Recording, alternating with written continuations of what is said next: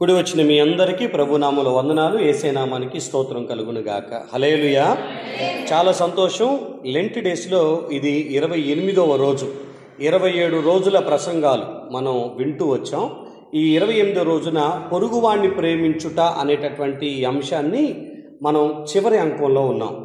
ఈ వీక్ సిరీస్లో ఇదే లాస్ట్ ప్రసంగం. పొరుగువాణ్ణి ప్రేమించుట అనేది ఒక పరిచయాన్ని మాట్లాడుకున్నాం సోమవారం రోజున.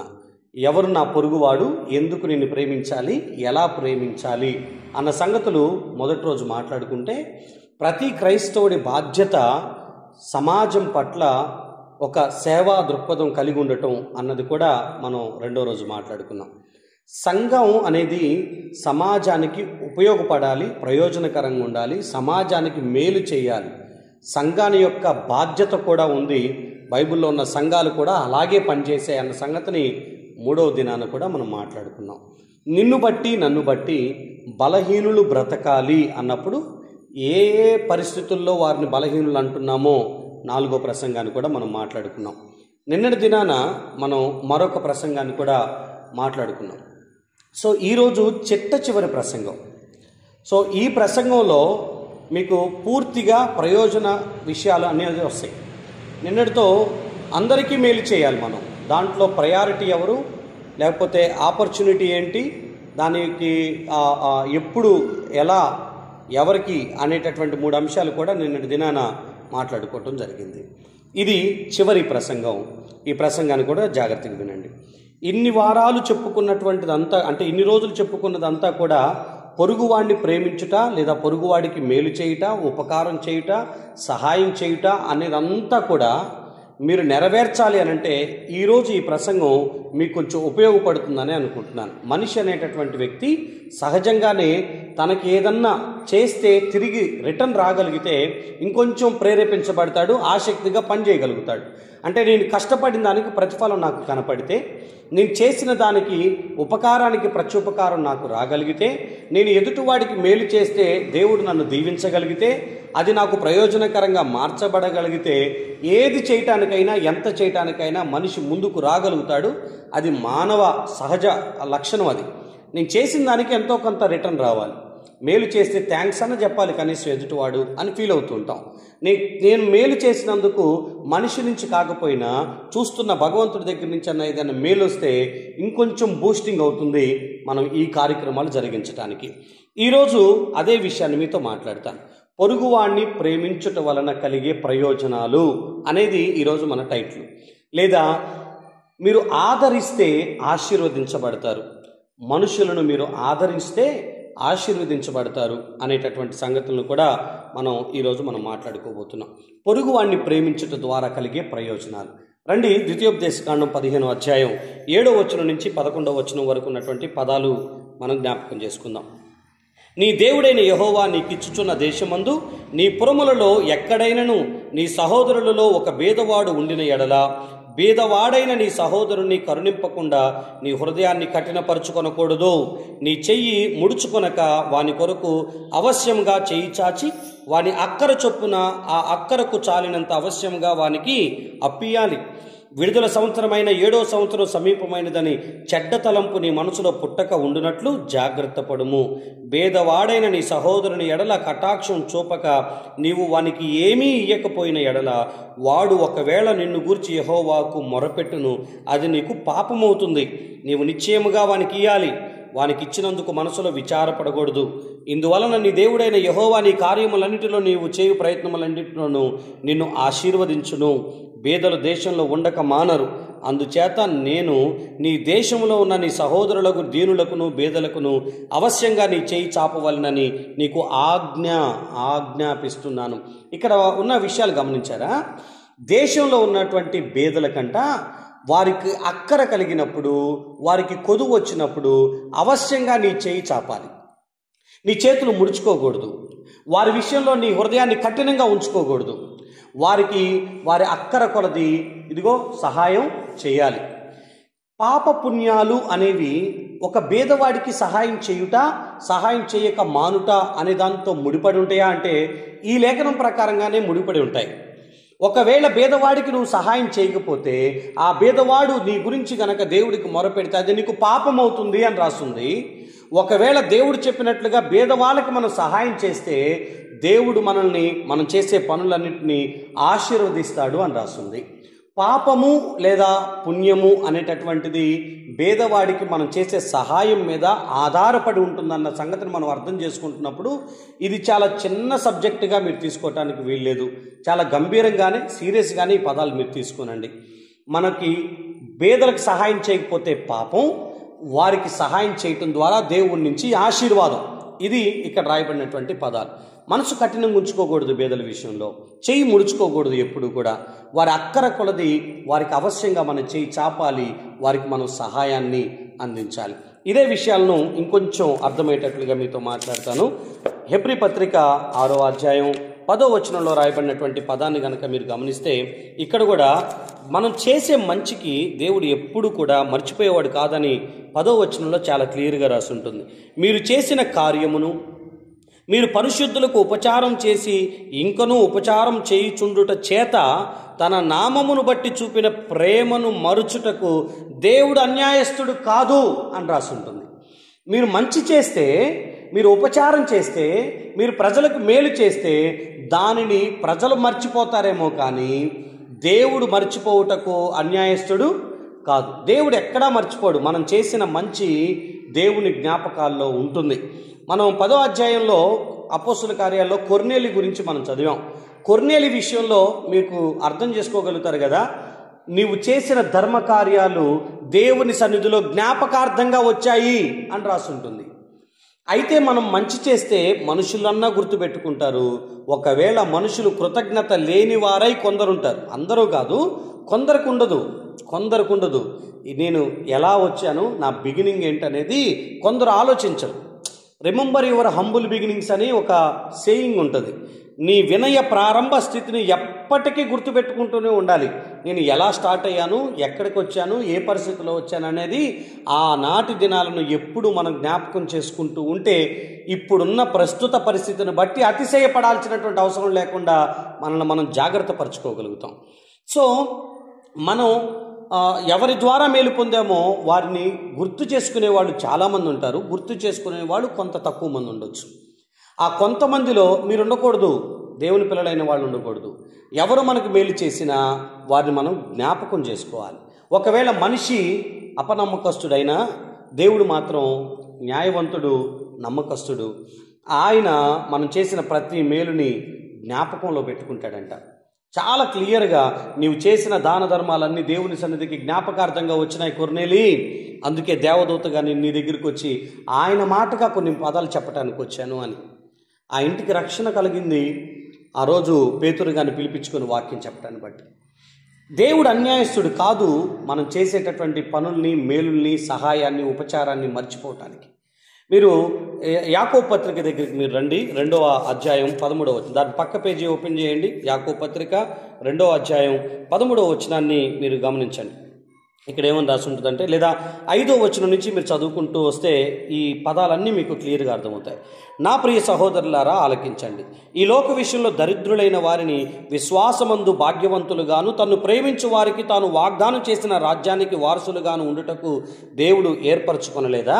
అయితే మీరేం చేస్తున్నారంటే దరిద్రులను అవమానపరుస్తున్నారు, ధనవంతులు మీ మీద కఠినంగా అధికారం చూపుతారు, మిమ్మును న్యాయసభలకు ఈడ్చుచున్నవారు వీరే కదా, మీకు పెట్టబడిన శ్రేష్టమైన నామమును దూషించువారు వీరే కదా, మెట్టుకు నీవలి నీ పొరుగువాడిని ప్రేమించమను లేఖనములో ఉన్నట్టి ప్రాముఖ్యమైన ఆజ్ఞను మీరు నెరవేర్చిన ఎడల బాగుగానే ప్రవర్తించువారగుదురు. మీరు పక్షపాతము గలవారైతే ధర్మశాస్త్రం వలన అపరాధులని తీర్చబడి పాపం చేయువారవుతారు. ఎవడైనాను ధర్మశాస్త్రం అంతయు గైకొని ఒక ఆజ్ఞ విషయంలో తప్పిపోతే ఆజ్ఞలన్నిటి విషయంలో అపరాధి అవుతాడు కదా. వ్యభిచరించొద్దు అని చెప్పిన వాడు నరహత్య చేయవద్దని కూడా చెప్పాడు. నీవు వ్యభిచరించకపోయినా నరహత్య చేస్తే ధర్మశాస్త్ర విషయంలో అపరాధివే. స్వాతంత్రం ఇచ్చు నియమం చొప్పున తీర్పు పొందబో వారికి తగినట్టుగా మాట్లాడండి, అలాగునే ప్రవర్తించండి. ఈ పదాన్ని చూడండి, కనికరము చూపని వాడు కనికరము లేని తీర్పు పొందుతాడు. కనికరము తీర్పును మించి అతిశయపడుతుంది అని ఇక్కడ రాయబడిన విషయం ఏంటో తెలుసా? సంఘంలో పక్షపాత ధోరణి ఉంటుందంట. ఏంటది? బేదలైనటువంటి వారికి ఒక స్థానం, ధనవంతులైన వారికి ఒక స్థానం. ఇచ్చే వాళ్ళని ఒకలాగా, ఇవ్వలేని వాళ్ళని ఒకలాగా, ఇలా ప్రేమించే పద్ధతి అక్కడ ఉంది.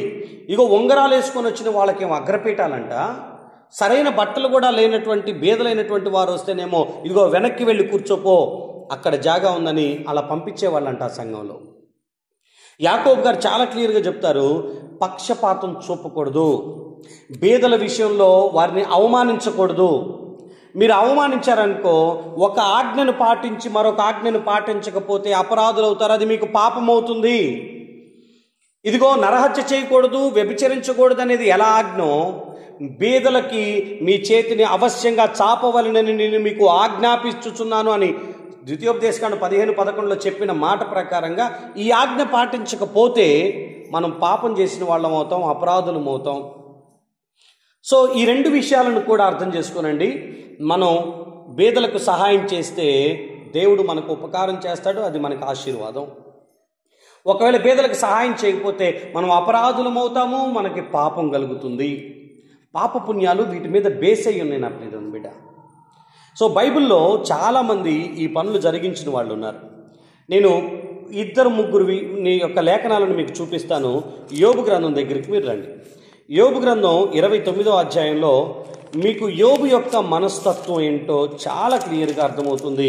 12వ వచనం నుంచి 16వ వచనం వరకు ఉన్నటువంటి పదాలను మీరు గమనిస్తే, ఏలయనగా మొరపెట్టిన దీనులను, తండ్రి లేని వారిని, సహాయం లేని వారిని నేను విడిపించాను. నశించుటకు సిద్ధమై ఉన్న వారిని, వారి దీవెన నా మీదకి వచ్చెను. విధవరాండ్ర హృదయమును సంతోషపెట్టాను. నేను నీతిని వస్త్రంగా ధరించుకొని ఉన్నాను గనుక అది నన్ను ధరించెను. నా న్యాయ ప్రవర్తన నాకు వస్త్రమును పాగాయు ఆయను. గురిటి వారికి నేను కన్నునయ్యాను, కుంటి వారికి పాదమునయ్యాను. దరిద్రులకు తండ్రిగా ఉన్నాను, ఎరుగని వారి వ్యాజ్యమును నేను శ్రద్ధగా విచారించి తిని. ఇక్కడ చూడండి, కుంటి వాళ్ళకి నేను కాలునయ్యా, గుడ్డి వాళ్ళకి నేను చూపునయ్యా, విధవరాండ్రకి నేను సహాయం చేసిన. ఇదిగో ఒక్కొక్కరి విషయంలో అతని యొక్క న్యాయ ప్రవర్తన, తండ్రి లేని వారికి సహాయం చేయటం, తనకు మొరపెట్టిన వారికి మేలు చేయటం, ఇవన్నీ కూడా ఆయన జరిగించాడు. మరొక లేఖనాన్ని కూడా ఆయన గురించి చూడండి, పక్క పేజీలో 31వ అధ్యాయాన్ని ఓపెన్ చేయండి, 16వ వచనం నుంచి చూడండి. బేదలు ఇచ్చయించిన దానిని నేను బిగబట్టిన ఎడలను, విధవరాండ్ర కన్నులు క్షీణింప చేసిన ఎడలను, తల్లిదండ్రులు లేని వారిని నా అన్నములో కొంచెమైనను తిననీయక నేను ఒంటరిగా భోజనం చేసిన ఎడల, ఎవడైనను వస్త్రహీనుడై చచ్చుట నేను చూడగను, బేదలకు వస్త్రము లేకపోవుట నేను చూడగను. వారి దేహములు నన్ను దీవింపకపోయిన ఎడల, వారు నా గొర్రెబొచ్చులతో చేత వేడిమి పొందకపోయిన ఎడల, గుమ్మములో నాకు సహాయం దొరుకునని, తండ్రి లేని వారిని నేను అన్యాయము చేసిన ఎడలను నా భుజశల్యములు దాని గూటి నుండి పడునుగాక, నా బాహు ఎముకల్లోనికి విరుగునుగాక. చూడండి తర్వాత, నేను అలాగ చేయలేదు. నా బాల్యం మొదలుకొని దిక్కులేని వాడు తండ్రి భావంతో నన్ను భావించి నా యొద్ద పెరిగాడు. నా తల్లి గర్భమందు పుట్టిన నాటి నుండి దిక్కులేని వానికి నేను మార్గదర్శనయ్యాను. దేవుని మహత్యము ఎదుట నేను నిలవజాలననియు ఆయన నన్ను. ఈ పదాలన్నింటినీ మీరు గమనిస్తే, బేదల ఎడల, దిక్కులేని వారి ఎడల, తల్లిదండ్రులు లేని వారి ఎడల, విధవరాండ్ర ఎడల, ఇదిగో ఎవరైనా వచ్చి తన తలుపు తడితే వారు ఆ రోజు ఆయన దగ్గర భోజనం చేసిన పరిస్థితులే ఉన్నాయి తప్ప, కుంటివారికి, గుడ్డివారికి, అనాథలకి, వస్త్రహీనులకి, ఇదిగో విధవరాండ్రకి, ఒక మనిషి ఆయన ధనవంతుడే, నీతిమంతుడే, యథార్థవంతుడే, దేవుని యందు భయభక్తులు కలిగి చెడుతనాన్ని విసర్జించిన వాడే, కానీ ఇన్ని లక్షణాలున్నా బేదలకు సహాయం చేసే గుణం కూడా ఉంటుందంటే మాత్రం తప్పే. ఎందుకనంటే ఒక యవనస్తుడు ప్రభు దగ్గరికి వచ్చాడు. ఆయన వచ్చి నిత్యరాజ్యానికి వారసునవటానికి నేనేం చేయాలి అని అడిగాడు. ఏముంది, ధర్మశాస్త్రంలో ఉన్న ఆజ్ఞలన్నీ పాటించాలంటే, బాల్యం నుంచే ఈ ఆజ్ఞలన్నీ పాటిస్తున్నా, ఇంకా నాలో కొదువేముంది అనంటే, నువ్వు సంపూర్ణుడివి అవ్వాలి అనంటే, నీ భక్తి సార్థకత చేకూర్చబడాలి అనంటే, నీ ఆస్తి అమ్మి బేదలకిచ్చి నువ్వు నన్ను వెంబడించు అనంటే, అతడు మిక్కిలి ఆస్తి గలవాడు కనుక ముఖం చిన్నబుచ్చుకొని వెళ్ళిపోయాడంట. కానీ బేదలకు మాత్రం తన ధనాన్ని సహాయం చేసినట్లుగా అక్కడ లేదు. ఎందుకో తెలియదు, డబ్బు లేక కాదు, సమాజంలో డబ్బు లేక కాదు, మనసు లేక, ఇంకొకరికి సహాయం చేసే మనసే లేదు, గుప్పిళ్ళు విప్పేటటువంటి మనసు లేదు. ఎక్కడికైనా వెళితే ఎవరికైనా ఖర్చు పెట్టాలంటే ప్రాణం పోయేంత బాధ. ఏంటో తెలీదు, ఏం చేసుకుంటామో అర్థం కాదు. డబ్బులుంటాయి కానీ ఏ రోజు వాళ్ళ ద్వారా ఒకళ్ళు ఆకలి తీర్చబడింది లేదు, వారి ద్వారా ఒక విధవరాలు మేలు పొందింది లేదు, కుంటివారికి గుడ్డివారికి వస్త్రహీనులకి ఆకలితో అలమటిస్తున్న వారికి అనాథలకి వారి ధనం ఉపయోగపడింది కూడా లేదు. ఏంటో తెలియదు. కానీ యోబు వీరందరికీ సహాయకుడు. ఒకవేళ అలా చేయకపోతే ఇదిగో నా భుజం దాని శల్యం నుంచి విరిగి పడిపోవును గాక అని అంటాడు ఆయన. చాలా మంచి వ్యక్తి యోబు, ప్రజలకు సహాయం చేసినటువంటి వాడు. మీరు ఇంకొక మాట కూడా చూడండి, లోకాసు వార్త 19వ అధ్యాయాన్ని చూస్తే జక్కయ్య అనేటటువంటి ఒక ధనవంతుడు ఉంటాడు. ఆయన అన్యాయంగా డబ్బు సంపాదించాడు. ఆ విషయం ప్రజలందరికీ అర్థమయ్యి అతడు పాపి అని పిలిచారు. ఒక రోజున ప్రభువుని చూశాడు, ప్రభువుని చేర్చుకున్నాడు. వెంటనే 8వ వచనంలో అతనిలో జరిగిన మార్పు ఏంటో తెలుసా? జక్కయ్య నిలవబడి, ఇదిగో ప్రభువా, నా ఆస్తిలో సగము బీదలకిచ్చుచున్నాను. నేను ఎవని యొద్దైనను అన్యాయంగా దేనినైనను తీసుకుంటే అతనికి 4 అంతలు మరలా చెల్లిస్తానని ప్రభువుతో చెప్పాను. నా ఆస్తిలో సగం బీదలకి ఇచ్చేస్తున్నాను అని అన్నాడు ఆయన. ఎంత గొప్ప మాట! నా ఆస్తిలో సగం బీదలకే ఇచ్చేస్తున్నా. ఒకప్పుడు అన్యాయస్తుడు, ఒకప్పుడు పాపి, కానీ ప్రభువుని మీట్ అయిన తర్వాత జీవితం మార్చబడటంతో పాటు సమాజానికి ఉపయోగపడ్డాడు. మారు మనసుకు తగిన ఫలాలు అని అంటారు వీటిల్ని. మీకు యోహాను 3లో ఈయన బోధించాడు కదా, బాప్తిస్మ ఇచ్చి యోహాను బోధిస్తూ వచ్చారు కదా. ఆయన బోధించినప్పుడు ఆయన మాట్లాడినటువంటి పదాలేంటి మీరు ఒకసారి గమనిస్తే ఆయన అంటాడు, మీలో ఎవరికైనా లోకాసు వార్త 3వ అధ్యాయం 10వ వచనం చూడండి. అలాగైతే మేము ఏం చెయ్యాలి అని అడిగితే 2 అంగీలు గలవాడు ఏమీ లేని వానికి ఇవ్వండి, ఆహారం గలవాడు కూడా అలాగే చెయ్యండి. మారు మనసుకు తగిన ఫలాలు ఫలించండి, లేకపోతే గొడ్డలి మీ చెట్టు దగ్గర పెట్టబడుతుంది అని అంటే, అయితే మారు మనసుకు పొందిన ఫలాలు ఎలా ఫలించాలి, ఏం చెయ్యాలి అని అంటే 2 అంగీలుంటే 1 అంగీ ఇవ్వండి, ఆహారం లేని వాడికి మీ దగ్గర ఆహారం ఉందిగా పెట్టండి అని అన్నాడు. సో ఇది దేవుని కోరుకునే కోరిక, దేవుని చిత్తం. కానీ చేసే మనసు కలిగిన వాళ్ళేరి, నేను నా ఇంటి వారు బ్రతికితే చాలు అనుకునేటటువంటి ప్రస్తుత కాలంలో నాతో పాటు ఒక ముద్ద పక్కనోడు కూడా తినాలనుకునేటటువంటి ఆలోచన చాలా తక్కువగా ఉంది. అన్యాయంగా తీసుకోవాల్సిన అవసరం లేదు ఎవరి దగ్గర. కానీ మన దగ్గర ఉన్న దాంట్లో మనకి ఇవ్వగలిగినంతే ఎదుటివాడికి సహాయం చేయటం అనేది మంచి పద్ధతి. సో బైబిల్లో మరొక వ్యక్తిని కూడా జ్ఞాపకం చేస్తాను. గలతీ పత్రిక 2వ అధ్యాయం దగ్గరికి రండి. 10వ వచనాన్ని మీరు గమనిస్తే గలతీ 2:10లో, మేము బీదలను జ్ఞాపకం చేసుకోవాలని మాత్రమే వారు కోరారు, అలాగ చేయుటకు నేనును ఆసక్తి కలిగి ఉన్నాను అని అంటారు ఆయన. పౌలు బర్నబాల విషయంలో పేతురు, యోహాను, యాకోబులు ఒక నిర్ణయానికి వచ్చారు. ఏమనంటే, మీరు బీదలను కటాక్షించండి, బీదలకు సహాయం చేయండి అని చెప్తే, ఆ పని చేయటానికి మాకు కూడా ఆసక్తే ఉంది కాబట్టి ఆ పనిలో మేము ఉంటాము అని అన్నారు. సేవకుడు, అపోస్తులుడు ప్రపంచమంతా తిరిగి సేవ చేసేటటువంటి వ్యక్తి ఒకవైపు సంఘాలు కడుతూ, ఒకవైపు నాయకులను తయారు చేస్తూ, ఒకవైపు సువార్తను ప్రకటిస్తూ, ఒకవైపు పని చేసుకుంటూనే మరొక వైపు వారికి ఇవ్వబడిన బాధ్యత ఏంటో తెలుసా? బీదలకు సహాయం చేసే పనిని పౌలుకి బర్నబాలకు అప్పగిస్తే ఆ పనిని చేయటానికి ఆసక్తితో పనిచేస్తున్నారు. నువ్వు ఏ బోధన చేయి, నువ్వు ఎంత గొప్ప ప్రసంగికుడు అన్నాగా, నువ్వెంత భక్తిపరుడు అయినాగా, నువ్వు ఎంత మంచి పాటలు పాడి ఆరాధన చేసి పరిశుద్ధంగా నువ్వు ఏదన్నా చేయి, ప్రేమ అనేది ఎదుటివాడి కోసం బ్రతికేటట్లు చేస్తుంది, ఎదుటివాడికి సహాయం చేసేటట్లుగా చేస్తుంది. సో ప్లీజ్ మీరు పొరుగువాడిని ప్రేమించండి. అది పాప పుణ్యాలకు ఆధారమైనటువంటి విషయం, దీవెన శాపానికి కారణమైనటువంటి విషయం. మీకు సంఘాలు కూడా రోమాపత్రిక 15వ అధ్యాయం 26వ వచనాన్ని చూస్తే సంఘాలు కూడా ఈ పనిలోనే ఉన్నాయి, మనుషులే కాదు. 26వ వచనం మీరు చూస్తే, ఏలయనగా యెరూషలేములో ఉన్న పరిశుద్ధులలో బేదలైన వారి నిమిత్తం మాసిదోనియా వారును అకయ వారును కొంత సొమ్ము చందా వేయ ఇష్టపడ్డారు. అవును, వారు ఇష్టపడి దాన్ని చేశారు. వారు వీరికి రుణస్థులు. ఎంత చక్కగా రాయబడినటువంటి పదం అని అంటే, ఇదిగో మాసిదోనియా వారు, అకయ వారు సహాయం చేస్తున్నారంట, ఇష్టపడి పోగు చేసి బేదలైనటువంటి వారికి, పరిశుద్ధులైనటువంటి వారికి సపోర్ట్ చేస్తూ వచ్చారంట. సంఘాలు అదే పని, సేవకులు అదే పని, ఇదిగో తోటి విశ్వాసి అదే పనిని జరిగించుకుంటూ వెళ్తున్నప్పుడు నువ్వు నేను బైబిల్ యొక్క మార్గంలో ఎందుకు నడవకూడదు? ఎందుకు ఇప్పటిదాకా ఆలస్యం చేయగలిగాం? తెలియక ఒకవేళ ఆలస్యం అయితే ఈ రోజు నుంచి మనం తెలుసుకుంటున్నాం గనక ఇది మొదలుకొని మన ఆఖరి శ్వాస విడిచేంత వరకు పొరుగువాడికి మేలు చేసేటట్లుగా మనం బ్రతుకుదుము గాక. హల్లెలూయా. సో జాగ్రత్తగా ఈ పదాలు ఆలకించాలి. బైబిల్లో మనం మేలు చేస్తే వచ్చే ఆశీర్వాదాలు, ఒకవేళ బీదలను తిరస్కరిస్తే వచ్చే శాపాలు అవి మాట్లాడుకుందాం. మొదటిగా బీదలను వెక్కిరిస్తే జరిగేటటువంటి విషయాలు ఏంటో చూడండి. సామెతల గ్రంథం దగ్గరికి మీరు రండి. ఒక 2 లేఖనాలు చూపించి ఆ తర్వాత నా ప్రధాన అంశంలోనికి నేను వెళ్ళిపోతాను. సామెతల గ్రంథం 17వ అధ్యాయం, సామెతల గ్రంథం 17వ అధ్యాయం దగ్గరికి రండి. 5వ వచనాన్ని మీరు గమనించండి. అక్కడేముంటుందంటే, బీదలను వెక్కిరించువాడు వారి సృష్టికర్తను నిందించువాడు. బీదలను వెక్కిరిస్తే సృష్టికర్తను నిందించినట్లే. ఎందుకనంటే వారిని పుట్టించింది ఆయనే, వారు కూడా ఆయన పోలికే. ప్రతి మానవుడు దేవుని నుంచి వచ్చిన వాడే కనుక ఆయన పోలికను నువ్వు వెక్కిరించావు అని అంటే దాని అర్థం ఆయన్ని నిందించినట్లే.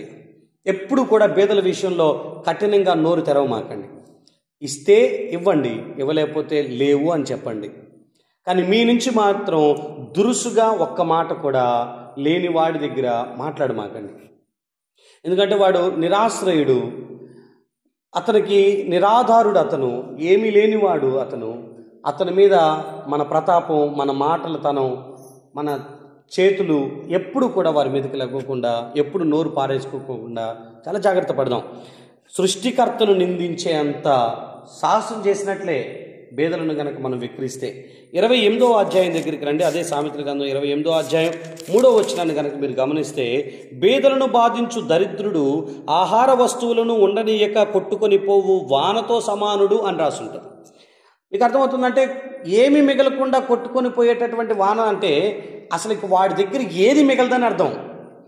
బీదలను బాధించేటటువంటి దరిద్రుడు ఎవరైతే ఉంటారో వాడి దగ్గర ఏమీ లేకుండా అన్నీ ఊడ్చుకొని పోతాయంట. ఎంత కఠినమైన మాటలు, ఎంత కఠినమైనటువంటి లేఖనాలు ఇవి. బీదల విషయంలో దేవుని మనసు లేఖనాలు చదువుతుంటే అర్థమవుతుంది. బీదలను బాధించినా, బీదలను వెక్కిరించినా దేవుడు ఆ విషయంలో చాలా సీరియస్గా తీసుకుంటున్నటువంటి పరిస్థితులు మనకున్నాయి. ఇప్పుడు ఒకవేళ బీదల విషయంలో మనం కనికరించగలిగితే, వారికి మనం సహాయం చేయగలిగితే ఆశీర్వాదాలు కూడా అలాగే ఉన్నాయి. సామెతలు 19వ అధ్యాయం 17వ వచనాన్ని చూస్తే, బేదలను కనికరించువాడు యెహోవాకు అప్పిచ్చువాడు, వాని ఉపకారానికి ఆయన ప్రత్యుపకారం ఇస్తాడు అని. ఇక్కడ మీకు ఒక చిన్న విషయం అర్థం కావాలి. బీదలను కనికరిస్తే మనం యెహోవాకు అప్పిచ్చిన వాళ్ళం.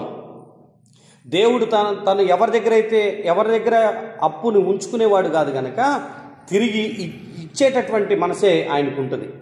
ఈ కిందున్న పదాన్ని మీరు పదే అర్థం చేసుకోవాలి. మనం చేసే ఉపకారానికంట మేలు పొందినవాడు కాదు, ఆయనే మనకు ప్రత్యుపకారం చేస్తారంట. ఇప్పుడు నేను ఎవరిని భోజనానికి పిలుస్తాను ఇంటికి, మ్యాక్సిమం ఆలోచిస్తే మరలా నన్ను భోజనాన్ని కలిగిన వాడినే కదా నా ఇంటికి నేను భోజనాన్ని పిలుచుకుంటుంది. అదే స్తోమత కలిగిన వాళ్ళని కదా ఇచ్చి పుచ్చుకుంటుంది. మీరు మేలు చెయ్యాలనుకుంటే ఒకటే క్రైటీరియా, తిరిగి నాకు మరలా మేలు చేయలేని స్థితిలో ఉన్నవాడికి నా చేతులు అవశ్యంగా చాపబడాలి. నేను 100 రూపాయలు ఇస్తే తిరిగి నాకు ఇవ్వలేనివాడికే ఇవ్వాలి.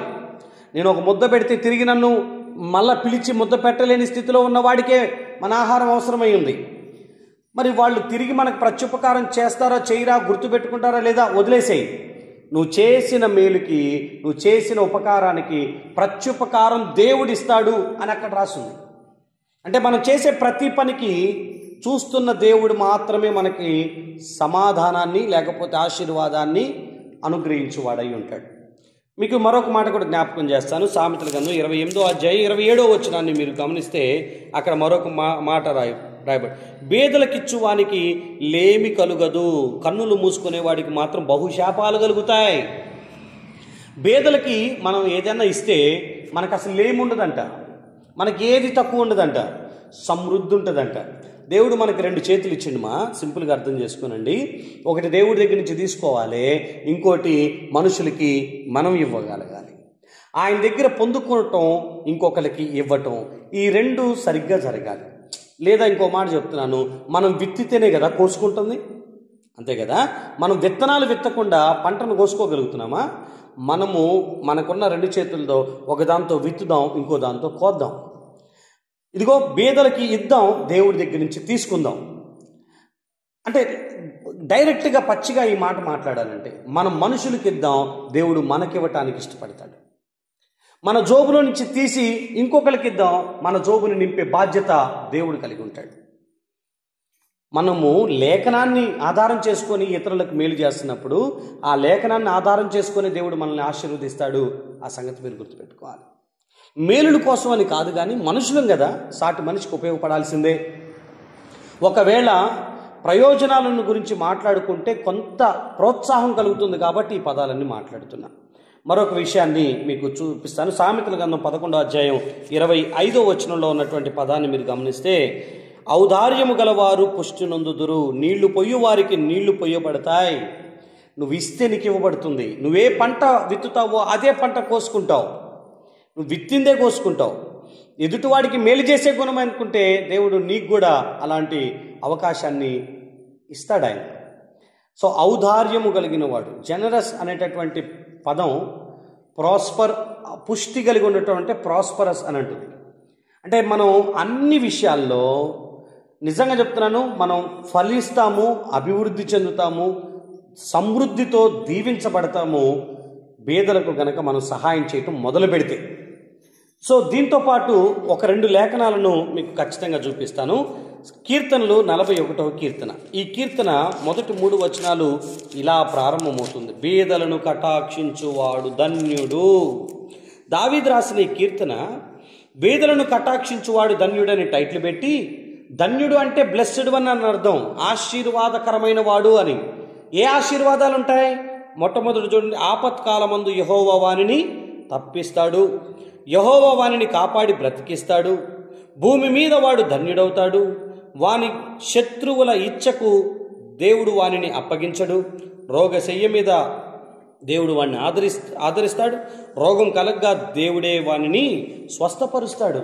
స్వస్థత, ఆదరణ, కాపుదల, ఏ అపాయం రాకోకుండా దేవుడు మనల్ని కాపాడటం, శత్రువులకు మనం అప్పగించబడకుండా ఉండటం, భూమి మీద మనం ధన్యులం అవ్వటం, ఇవన్నీ కూడా బీదలను కటాక్షిస్తే కలిగే ఆశీర్వాదాలు. ఏం పెడితే, ఏమిస్తే మనకి ఆశీర్వాదాలు దొరుకుతాయి? ఏం చేస్తే మన రోగం తగ్గగలిగే పరిస్థితి ఉంటుంది?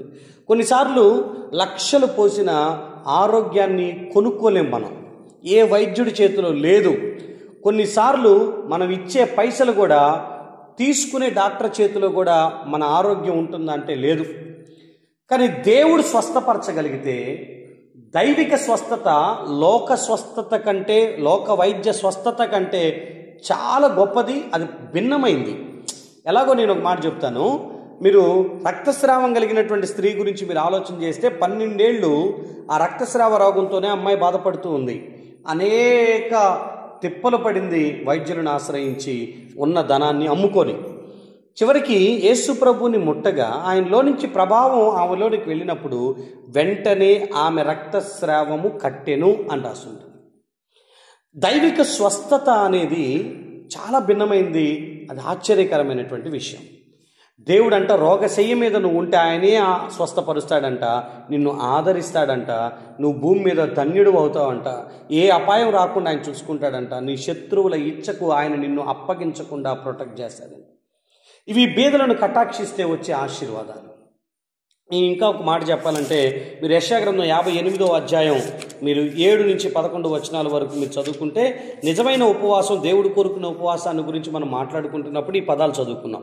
నీ ఆహారం ఆకలి కొనిన వానికి పెట్టుటయు, నీ రక్త సంబంధికి ముఖం తప్పింపకుండుటయు, దిక్కుమాలిన బీదలను నీ ఇంట చేర్చుకున్నటయు, వస్త్రహీనుడు నీకు కనపడినప్పుడు వానికి వస్త్రములు ఇచ్చుటయు, ఇదే కదా నాకు ఇష్టమైన ఉపవాసం. అలాగున నువ్వు చేసిన ఎడల నీ వెలుగు వేకువ చుక్కవలే ఉదయిస్తుంది, స్వస్థత నీకు శీఘ్రముగా లభిస్తుంది. ఇదిగో నీ నీతి నీ ముందర నడుస్తుంది, యెహోవా మహిమ నీ సైన్యపు వెనుకటి భాగమున కావలి కాస్తుంది. అప్పుడు నువ్వు పిలిస్తే యెహోవా ఉత్తరమిస్తాడు, నువ్వు మొరపెట్టగా ఆయన నేనున్నాను అని అంటారు. మీ ప్రార్థనలకు సమాధానం దొరుకుతుంది, మీకు కాపుదల దొరుకుతుంది, శీఘ్రమే స్వస్థత లభిస్తుంది, మీకు పేరు ప్రఖ్యాతలు వస్తాయి. దేవుడు మనుషులకి మనం చేసే సహాయం మేలును బట్టి ఇన్ని రకాల ఆశీర్వాదాలను ఆయన దాచిపెట్టి ఉంచాడు. ఇందాక మనం అపోస్తుల కార్యాలు 10వ అధ్యాయం చదువుకున్నాం కదా, కొర్నేలి దగ్గర దేవుని సన్నిధిలోనికి మీ దాన ధర్మాలు, మీ ధర్మకార్యాలు జ్ఞాపకార్థంగా వచ్చాయి అని. నిజమే, దేవుడు అన్నిటినీ రాసి పెట్టుకుంటాడు. నువ్వు ఎక్కడ, ఎవరికి, ఎప్పుడు, ఎలా, ఏ విధమైన సహాయం చేశావో అవన్నీ నువ్వు మర్చిపోవచ్చుండొచ్చేమో, కానీ తగిన కాలమందు ఆ పంటను నువ్వు కోసుకునేటట్లుగా ప్రభు సహాయం చేస్తాడు.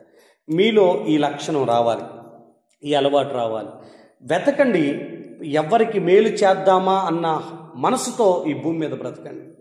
ఎప్పుడు అవకాశం దొరుకుతుందా అని చూడండి.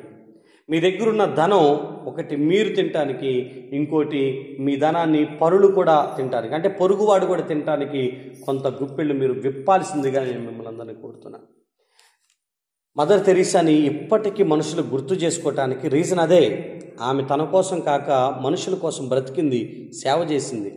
అందుకే ఆగ్నేస్ అని పిలువబడుతున్న ఆమెకి మదర్ అనేటటువంటి బిరుదు ఇచ్చారు. తల్లిగా ఆమెని ప్రపంచమంతా పిలుస్తుంది.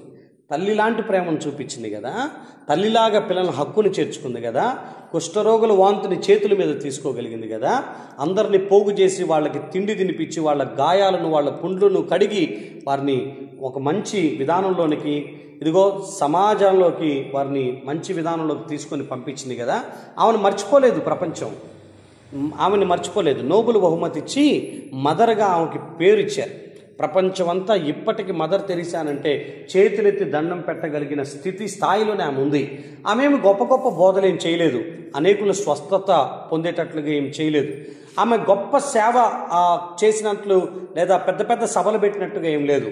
తోటి వాడికి సహాయం చేస్తే నా ప్రభు ఆమె యొక్క వెలుగుని ఆ వేకు చుక్కలాగా అందరూ చూడగలిగేటట్లు ఎత్తైన స్థలంలో ఆమె జీవితాన్ని దేవుడు పెట్టాడు. మనుషులకి సేవ చేస్తే దేవుడు మనకు చేసే అద్భుతాలు ఇవి. మత్తయి సువార్త 25వ అధ్యాయంలో మీరు కుడివైపు ఎడమవైపు ఉన్నటువంటి వారితో మాట్లాడుతూ, మీరు నాకు ఆకలి ఉన్నప్పుడు నాకు ఆకలి తీర్చారు, నాకు వస్త్రం లేనప్పుడు వస్త్రం ఇచ్చారు, దప్పికతో ఉన్నప్పుడు నీళ్ళు ఇచ్చారు, రోగంతో ఉన్నప్పుడు పరామర్శించారు, చెరసాల్లో ఉన్నప్పుడు చూడవచ్చారు, గనక మీకు ఈ రాజ్యం నియమించబడింది అని. దేవుని రాజ్యానికి వెళ్ళటానికైనా, స్వస్థత పొందటానికైనా, పేరు ప్రఖ్యాతలు రావటానికైనా, మనం ప్రొటెక్ట్ చేయబడటానికైనా, మన పేర్లు, మనం చేసిన కార్యాలు జ్ఞాపకార్థంగా దేవుని సన్నిధికి వెళ్ళి ఆధ్యాత్మిక మేలులు పొందటానికైనా ఈ ఆశీర్వాదాలన్నీ ఒక్క పనితో మనం పొందుకోగలుగుతాం. ఏంటి ఆ పని అంటే బేదలను కటాక్షించటం, బేదలకు సహాయం చేయటం. ఈ పని మీరు జరిగించి ఈ ఆశీర్వాదాలన్నీ మీరు అనుభవించుదురుగాక. మోకరించండి, కళ్ళు మూసుకోనండి, దేవుడి మాటలు దీవించుదురుగాక. తండ్రి మీకు వందనాలు. ఇప్పటి వరకు బిడ్డలతో మీరు మాట్లాడిన ప్రతి మాట కొరకే స్తోత్రాలు. రేపు నా తండ్రి బల్లారాధనలో మమ్మల్ని అందరినీ పార్టిసిపేట్ చేసేటట్లుగా సహాయం చేయండి. సంఘమంతా కూడుకునేటట్లుగా కృప చూపండి ప్రభువా. సోమవారం నుంచి కొత్త సిరీస్ మరలా ప్రారంభించుకోవటానికి కృప చూపమని, ఇప్పటి వరకు 28 రోజుల్లో 28 ప్రసంగాలు మీరు మాతో మాట్లాడినందుకు థ్యాంక్స్ చెప్తూ యేసు నామములో ప్రార్థన అడిగి పొందుకొనుచున్నాము తండ్రి. ఆమేన్.